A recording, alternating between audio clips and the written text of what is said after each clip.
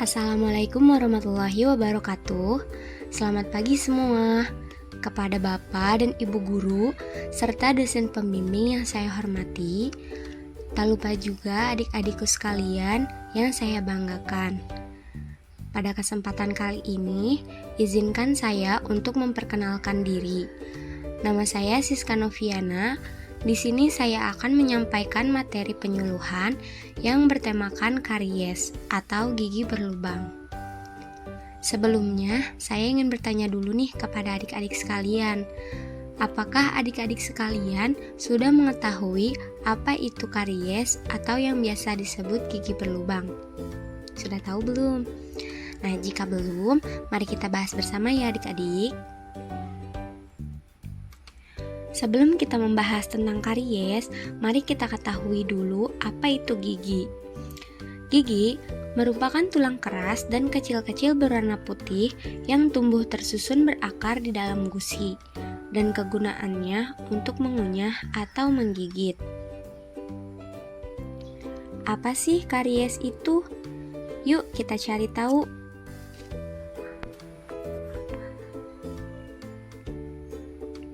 Karies atau gigi berlubang adalah kerusakan pada bagian keras gigi yang mengakibatkan lubang pada gigi yang disebabkan oleh bakteri. Nah, contohnya seperti gambar di bawah, itu merupakan contoh dari karies gigi atau gigi berlubang. Bagaimana sih proses terjadinya gigi berlubang itu teh? Nah, adik-adik ada yang tahu belum? Nah, proses terjadinya gigi berlubang yang pertama yaitu bakteri bercampur dengan gula. Maksudnya, di dalam mulut kita itu memang sudah terdapat bakteri. Kemudian kita sering mengkonsumsi makanan yang mengandung gula, yang manis-manis seperti permen, coklat. Nah, jika tidak dibersihkan, tidak menggosok gigi dengan bersih, maka bakteri dan gula ini akan bercampur menjadi larutan asam. Nah, kemudian larutan asam ini akan menempel pada gigi yang sehat. Jika tidak dibersihkan terus-menerus, maka akan menjadi karies gigi atau gigi berlubang. Gigi berlubang bisa disebabkan oleh beberapa hal. Yang pertama yaitu mengabaikan kesehatan gigi. Misalnya, gigi saya mah sudah sehat, jadi tidak harus disikat gigi lagi. Nah, tidak seperti itu ya adik-adik. Jadi menyikat gigi itu tetap harus dilakukan agar giginya tetap sehat. Nah, jangan mengabaikan kesehatan gigi ya. Banyak plak gigi.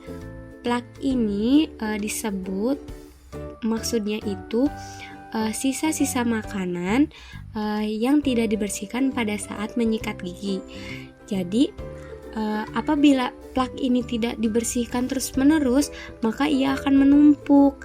Nah, kemudian bisa bercampur dengan bakteri yang tadi, kemudian bisa menjadi gigi karies. Nah, kemudian suka makan makanan yang manis. Teman-teman di sini ada yang suka makan makanan yang manis gak? Coklat, permen, seperti itu. Nah, adik-adik, Teteh juga suka nih makan makanan yang manis, tapi jangan sering-sering ya, karena bisa menyebabkan gigi berlubang. 3 faktor utamanya yaitu gigi, mikroorganisme, dan sisa makanan. Bagaimana gejala dan tanda awal gigi berlubang? Yang pertama yaitu sakit gigi tiba-tiba. Gitu teh, gigi saya merasa sakit tiba-tiba. Nah, bisa jadi itu gejala dan tanda awal dari gigi berlubang. Kemudian terdapat lubang gigi. Pernah nggak adik-adik berkaca, melihat di kaca bagaimana kondisi gigi adik-adik sekalian? Nah, apabila terdapat lubang kecil seperti contoh ini, berarti itu merupakan gejala dan tanda awal gigi berlubang. Kemudian apalagi teh gejala dan tanda awal gigi berlubangnya? Kemudian adanya perubahan warna gigi menjadi coklat atau hitam, seperti contoh ini. Nah, ini tuh awalnya giginya sehat, kemudian dia itu sering makan makanan yang manis dan bercampur dengan bakteri, kemudian tidak dibersihkan dengan baik. Akibatnya akan menjadi berwarna hitam atau coklat seperti ini.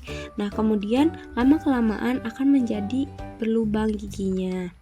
Kemudian gigi terasa ngilu saat makan makanan dingin, panas, manis, dan asam. Teman-teman, adik-adik pernah mengalami tidak pada saat meminum es atau makan makanan yang panas, manis, dan asam itu merasa ngilu giginya.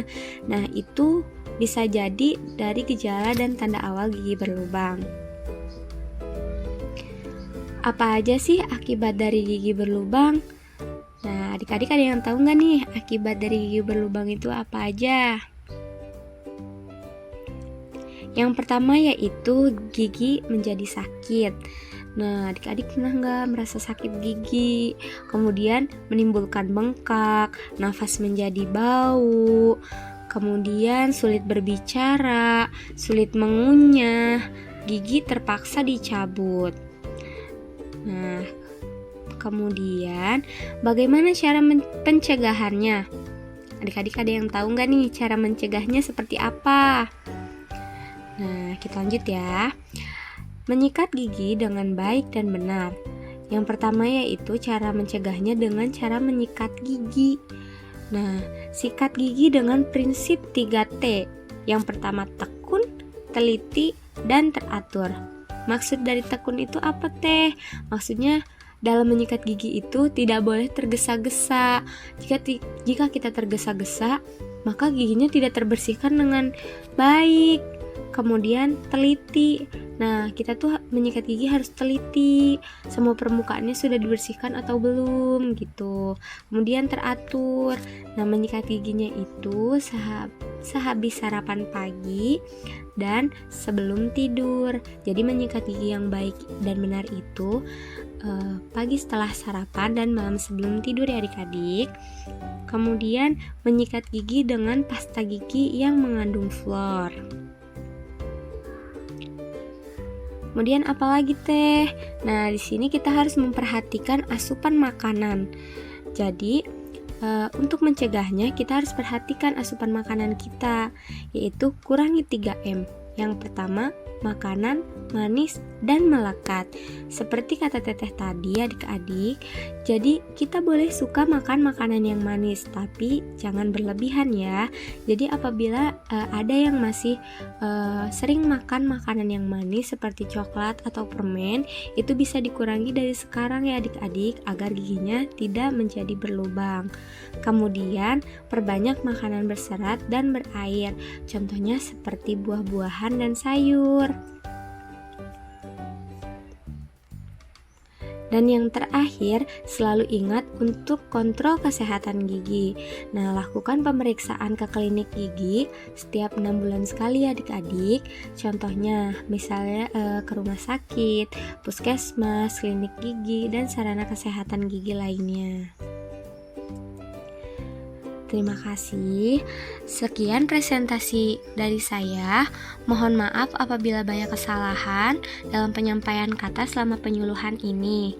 Semoga materi ini dapat bermanfaat bagi adik-adik dan dapat dipraktikkan di dalam kehidupan sehari-hari. Dan bila ada pertanyaan, adik-adik bisa tanyakan langsung di WA Group ya. Dan terima kasih atas partisipasi adik-adik dalam mengikuti penyuluhan ini. Saya akhiri. Wassalamualaikum warahmatullahi wabarakatuh.